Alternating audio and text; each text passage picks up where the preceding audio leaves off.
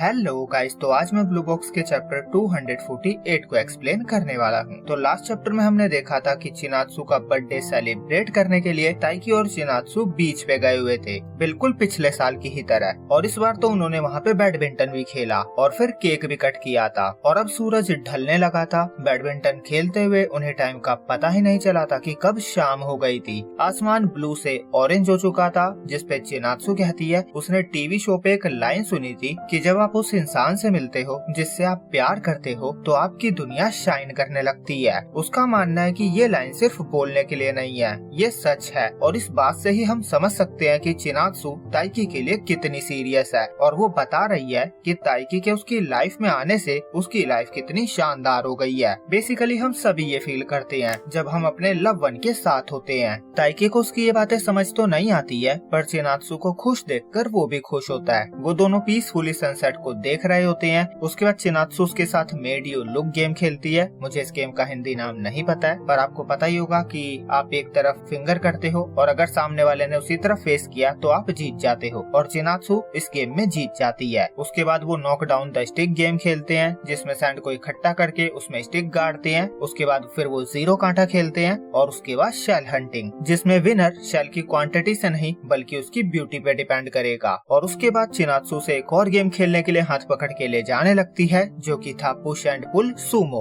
वो उससे कहती है तुम्हें याद है ना कि लूजर को विनर की बात माननी होगी। वो उसे एक एक करके गिनवाती है कि वो उससे 5 गेमों में जीत चुकी है। और ताइकी को तो पता ही नहीं था कि बैडमिंटन के अलावा 4 गेम्स को भी काउंट किया जा रहा था। चिनात्सु कहती है तो अब मैं तुमसे एक बहुत बड़ा फेवर मांगने वाली हूँ, और वो उसे हमेशा उसके साथ रहने को कहती है, चाहे उनकी दुनिया कितनी भी ज्यादा बड़ी क्यों ना हो जाए। वो अब्रॉड स्टडी करने जा रही है और ताइकी भी कॉलेज में जा रहा है। वो दोनों ही नए एनवायरनमेंट में जाने वाले हैं, जहाँ वो काफी सारे नए लोगों से भी मिलेंगे। और ताइकी अपने बैडमिंटन को कंटिन्यू रखेगा, जिससे लड़कियां उसका पीछा तो नहीं छोड़ने वाली। ताइकी पूछता है क्या तुम्हें डर लग रहा है। वो चिनात्सु को उठा लेता है और कहता है चिंता मत करो, सब कुछ ठीक होगा, क्योंकि तुम्हारे बिना मेरी लाइफ अधूरी है। तुम्हारे बिना मैं कुछ सोच ही नहीं पाता। चिनात्सु कहती है मेरा मजाक मत उड़ाओ। ताइकी कहता है चाहे हम कितने भी दूर रहे, मैं हमेशा सोचूंगा कि तुम कितनी मेहनत कर रही हो, और ये सोचकर मुझ में भी हिम्मत आ जाएगी। चाहे हमारी दुनिया कितनी भी बड़ी क्यों ना हो जाए, हम दोनों नहीं बदलेंगे। और सच कहूँ तो मैं भी तुमसे यही बात कहना चाहता था।